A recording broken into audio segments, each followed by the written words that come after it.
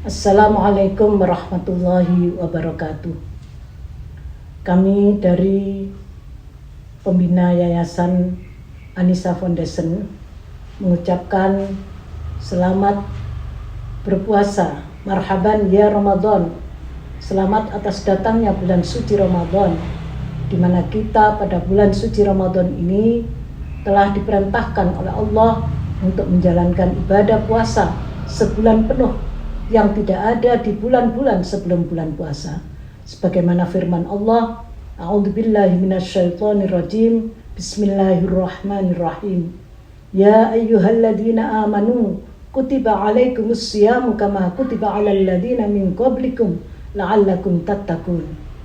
Puasa adalah merupakan suatu ibadah yang sangat dimuliakan oleh Allah Subhanahu wa taala, karena Allah akan memberikan pahala yang tidak bisa dinilai dengan angka betapa besar pahalanya puasa di bulan suci Ramadan tersebut.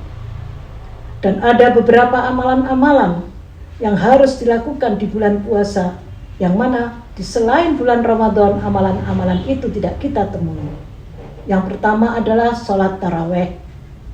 Sholat taraweh ini merupakan sholat sunnah yang tidak kita temui selain bulan suci Ramadan, dan pahalanya bukan main begitu besarnya, sehingga banyak pada saat itu Rasulullah menyebutkan, seandainya umatku mengetahui betapa besar pahala daripada amalan-amalan di bulan suci Ramadan, la tamannau, pasti mereka akan berharap setiap bulan itu akan menjadi bulan Ramadan. Untuk itu kita harus bangga, kita harus merasa gembira dengan kehadiran bulan Ramadan ini, dengan menyambut, melakukan berbagai amalan-amalan yang bisa menjadikan tabungan kita di akhirat nanti. Tadi sudah saya sampaikan, yang pertama adalah taraweh. Yang kedua adalah iktikaf di masjid. Kita iktikaf di masjid mana saja, pahalanya sama. Tidak ada masjid yang utama kecuali salah satu masajidah.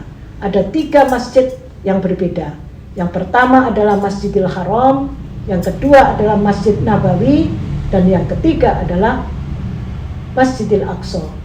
Kalau kita di Masjidil Haram, sholat di sana, melakukan sesuatu di sana, pahalanya 100.000 kali lipat daripada sholat di selain Masjidil Haram.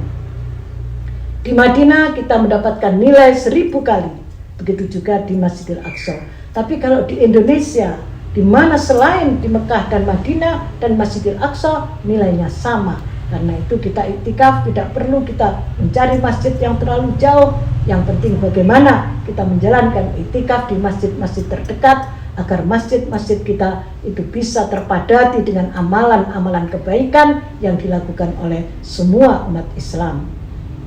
Selain iktikaf, juga yang paling penting juga di bulan suci Ramadan itu adalah Lailatul Qadar. Bagaimana kita bisa mendapatkan Lailatul Qadar itu? Karena Lailatul Qadri khairum min alfi syahr. Nilainya adalah 1000 kali bulan dibanding dengan bulan-bulan yang lain. Dan Lailatul Qadar itu tidak bisa kita temui kecuali ada di bulan suci Ramadan. Memang kita tidak tahu kapan datangnya Lailatul Qadar itu. Ada yang mengatakan malam 21, ada yang mengatakan malam 23, 25, 27, bahkan 29.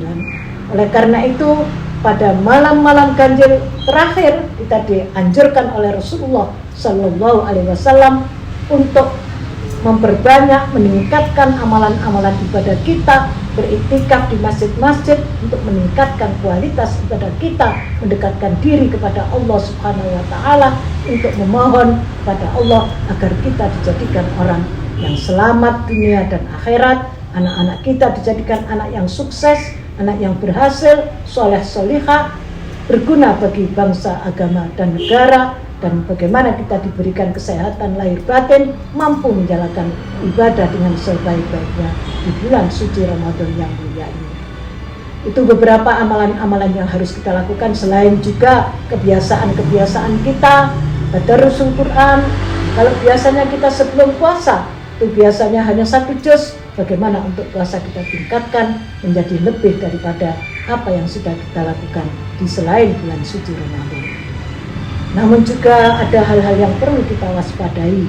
Bagaimana supaya puasa kita itu betul-betul sampai kepada la'allakum tattaqun, takwa yang sesungguhnya. Maka kita harus menjaga amalan-amalan yang bisa merusak terhadap pahala puasa. Kam min shaimin laisa lahu haddun min shaumihi illa al-ju' wal atas. Kata Rasulullah, banyak orang puasa tapi mereka tidak mendapatkan pahala apa-apa kecuali haus dan lapar dan haus, atau haus dahaga dan lapar. Kenapa dia tidak mendapatkan pahala? Karena puasanya itu dibarengi dengan amalan-amalan yang bisa merusak terhadap pahala puasa. Antara lain ghibah, yaitu menyebutkan kejelekan orang lain, mengadu domba, suka bertengkar, berdusta, dan juga melakukan perbuatan-perbuatan maksiat yang lain, yang mana kita tahu pada kondisi zaman sekarang ini kita tidak bisa lepas anak-anak kita dari medsos. Bagaimana kita mengendalikan mereka agar di dalam melakukan kegiatan-kegiatan medsos itu jangan sampai kemudian kegiatan yang bisa menjerumuskan dirinya melakukan maksiat yang kemudian bisa merusak terhadap pahalanya puasa. Di sini sangat penting agar apa yang benar-benar kita lakukan pada bulan puasa yang hanya 1 bulan ini benar-benar bisa menjadikan peningkatan kualitas iman dan takwa kita kepada Allah Subhanahu wa Ta'ala.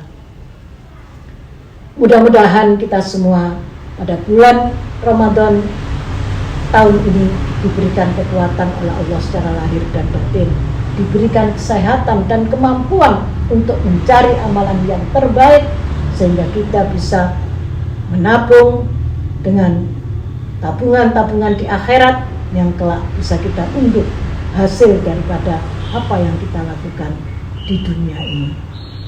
Sekian akhirul kalam, wallahu muwaffiq ila aqwamit thoriq. Wassalamualaikum warahmatullahi wabarakatuh.